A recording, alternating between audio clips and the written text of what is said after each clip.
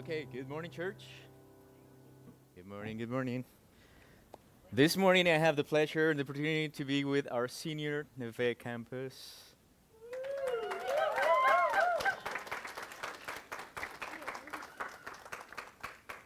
Hi, Nevaeh. How are you? I'm good. Yeah. Freaking out a little bit. Okay, good. Yeah, but So I'm good. Nevaeh turned 18 a few weeks ago. Welcome to adult, whatever that means. And how old were you when you started coming to the church, to Inland Valley? I was about 9 years old, I think, 10, something like that. Yeah, 9. It was 9 years ago that I came here. 9 years ago. Yes. Okay, that's good. That's good. Okay. Uh, Last year, I asked the youth class to start reading the Bible. Uh, in Nevaeh, it's 8 chapters to finish the whole New Testament.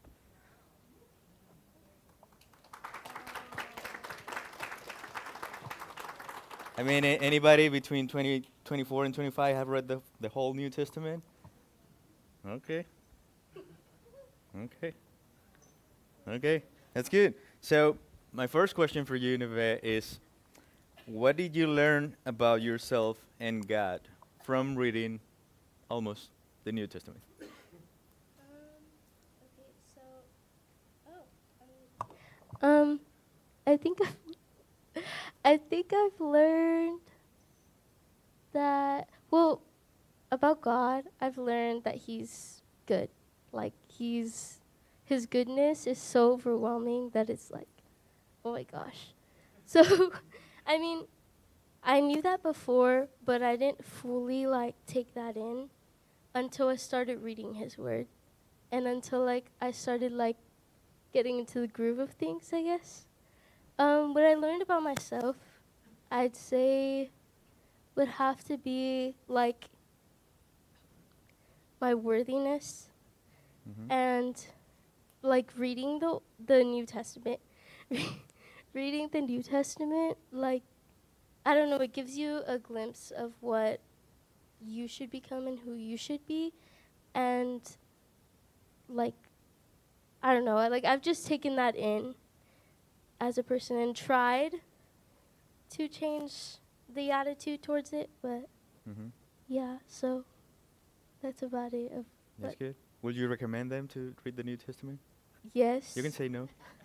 yeah, I would Okay, recommend. that's good. So we had a conversation before I came up with the talk that we're gonna have this morning, and in the process of having that conversation, it was like a creative conversation to put this together. Neve mentioned some of the mentors and the people that have been like influenced her life, and she said it would be nice for them to say something or to ask me something. So I talked to the four people that she mentioned, and I asked them to ask her something and to say something about her. That's pretty much the dynamic that we're gonna have this morning. So I'm gonna ask the question that the mentor asked, and then I'm gonna say something that they said. So the first person is Janet. Janet's now here. She's sick, I think so. Hi, Janet, wherever you are. And the first question is coming from Janet Campbell. So Janet, the question from Janet is, how have your goals or visions for your future changed in the last 4 years, and why? Thank you, Janet. Um, my goals, my visions in the last 4 years have significantly changed. I feel as I've like grown spiritually and mentally and physically through the last 4 years, I've also changed those goals. And a lot of them have been changed to, well, what is God's will for me? Like, what does God want for me? And it's hard decisions to make. Um,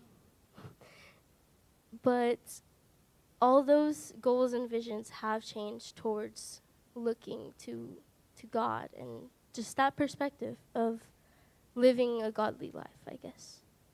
And how being involved in this community have helped you Um, in that process? being involved in this community has definitely helped me. Um, I want to say by building my character.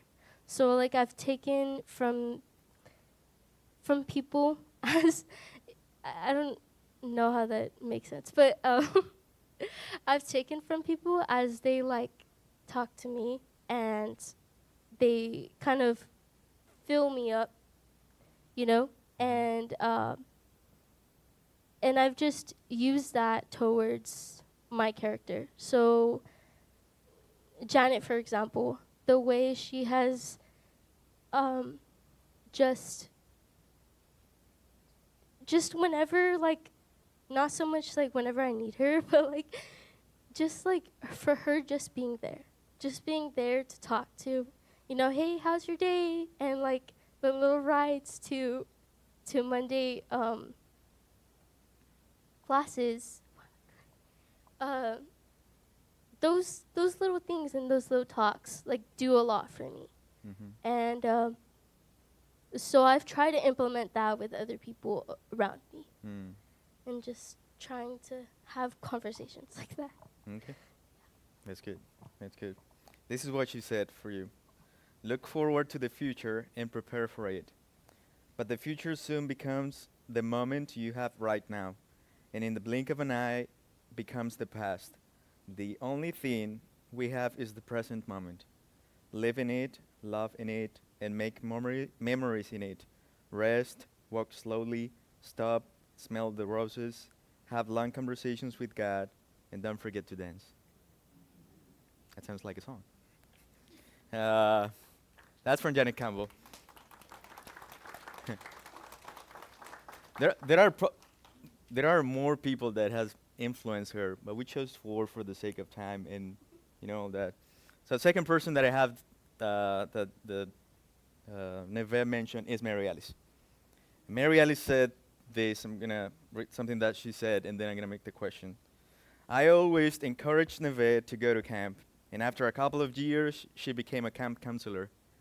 She attends all the youth activities at church. She goes to Friday night friends and bonfires and lock-ins with other youth groups. So she has met youth ministers and friends in other churches. She volunteers to practice every Saturday to be part of her praise team on Sunday, and she regularly attends the discipleship class on Monday afternoons.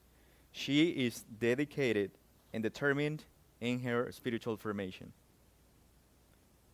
Based on that last phrase that she said that you have, how can you remain dedicated and determined in your spiritual formation? Truthfully, I can continue doing the things that I've already done, but you know, growing up, that's not always gonna be the opportunity to do all those things. Like this year, this would be my last year at camp, Mm-hmm. so I wouldn't be able to go anymore unless I become a camp counselor again. But I can remain dedicated and determined in my spiritual formation by probably just continuing my journey and my walk with God, but growing it to be more stronger in what in, in what it needs to be to go out and be able to tell other people about God, Mm-hmm. and yeah. And what do you think you have been doing so that someone like Mary Alice, who is one of your mentors, according to what you say, says that you are determined and dedicated to your spiritual formation? What do you think you have been doing in order to reflect that? I mean, I've just continued to show up, Okay, showing up. basically. Mm-hmm. I've just continued to be there and always try my hardest and my best to kind of lend a helping hand to any other things that people may need. I mean, that's what I've pretty much been doing. Mm-hmm. Mm-hmm. But yeah. Yeah. Yeah. I like that showing up idea. Yeah. Because sometimes we think that we need to do like a lot more And sometimes what we need is just to show up, be there, you know. I like that. That's what Mary Alice said. I have more. So I have more from Mary Alice. I asked her what she wants to do after graduation. Nevaeh said she wants to strengthen her faith and come home to serve in our church. She's impressive. I asked her if she knew about AIM, or Adventures in Missions, a ministry supported by San National Bible Institute in Lubbock, Texas. It's a 2-year apprenticeship program preparing students to learn how to share their faith and go on a 14-month mission trip to a foreign country or a mission work in the United States. Nevaeh applied and is waiting for her official acceptance. AIM encourages the students to get sponsors to help them with their expenses to study and train for a mission trip. We can all be part of Nevaeh's mission experience. And we hope she will return to her church, but there will be many opportunities for her after the Adventures in Missions training. It is interesting that Carlos Gonzalez was part of the AIM program in 1992, and now 33 years later, someone he brought into our church family may follow in his footsteps. And Nevaeh, like our theme for today's party, all the places you will go, all the best wishes for a meaningful and rewarding life of purpose and leadership. Thank you, Mary Alice.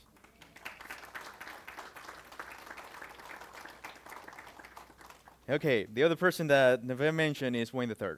And the question that Wayne III has for you is, if you could go back to Nevaeh when she was 10 years old, or 9 when she was coming, not 10.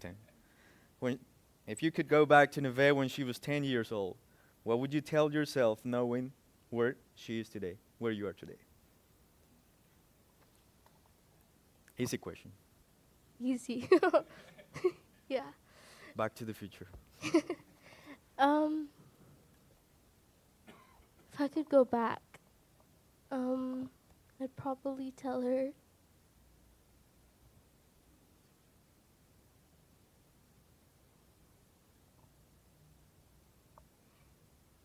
that I'm going to read the question again. If you could go back to when you were 10 years old, what would you tell Nevaeh of 10 years old? I tell her that she will be okay. Hmm. I tell her that in the 2 years or 3, I don't even know, but 2 to 3 years that she'd be here at the church, that she'd go through a big loss in her life that would change like her life and genuinely like turn it upside down. Mm-hmm. That she will go through struggles in her faith, but ultimately she will be okay. And God will be and has been with her all along and has carried her through that and continues to do that 10 years later. Okay. And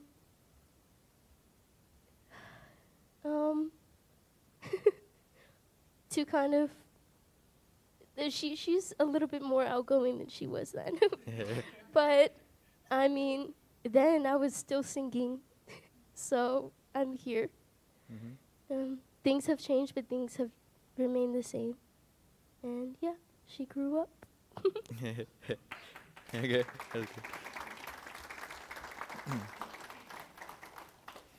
Okay, so this is what he has said to you. Stay always with God. Even though you may question and cry, keep him in the tears. He knew. Chase him in the storm of uncertainty. Appreciate the mountaintops and anticipate the valleys. It may be hard and stressful now, but enjoy every season as it comes. You will only be 18 once. If you ever let go of God, know he will never let go of you. It all may not go how you thought. Dreams may be put on hold. Don't worry, it's all part of the plan. Thank you, Wayne.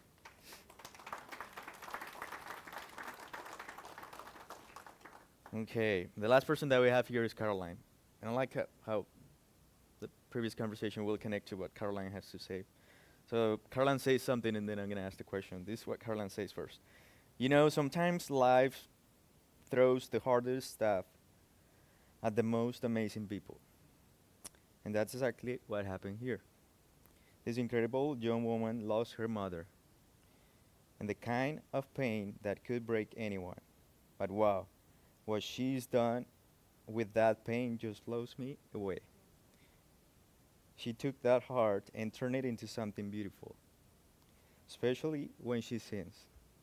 When she opens her mouth to sing, it's like she's sharing pieces of heaven with everyone around her. The question is, could you tell us how are you able to turn that heart into something beautiful?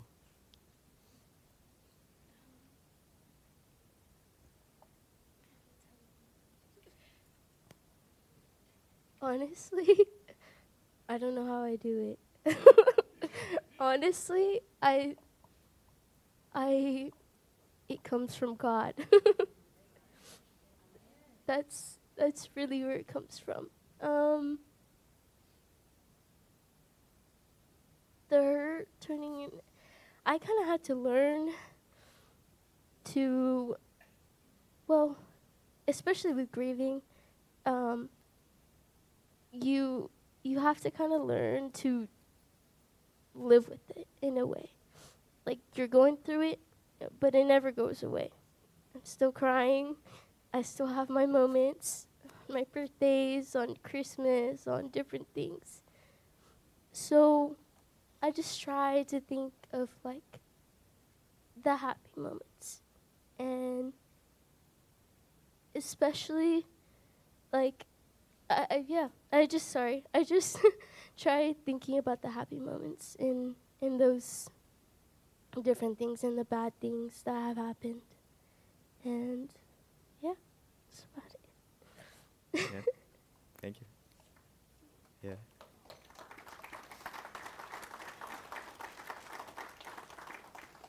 Yeah, you're an encouragement and a person to look at for a lot of us because a lot of us haven't been through that kind of pain and hurt. And Caroline says you turn that into something beautiful, and maybe you haven't noticed, but she can see that in you that hurt and pain, you make it something beautiful, and that's impressive. Because like I have never had that pain, so I cannot speak from that kind of pain. But you have done it, and we have seen the beauty of what you do and how you can handle all that with your age, which is another thing that adds to that. So thank you for what you do. This is what Caroline says. Thank goodness for her aunt and uncle who opened their hearts and home to her and her brother when everything fell apart. They gave her a chance to bloom again, and bloom she did. Now, when she walks around with this joy that's just contagious, just can't help but smile when she's around. She's got this amazing way about her, chatting with little kids 1 minute and deep talking with grown-ups the next, making everyone feel special. She's living proof that God's love shows up in the most amazing ways. Instead of letting tragedy define her, she let it refine her. Now she's out there spreading the love and light everywhere she goes. I gotta tell you, having her in my life, that's a gift I thank God for every day. She shows us all what it means to take life's toughest moments and turn them into something truly beautiful. So thank you, Caroline, and the nursery.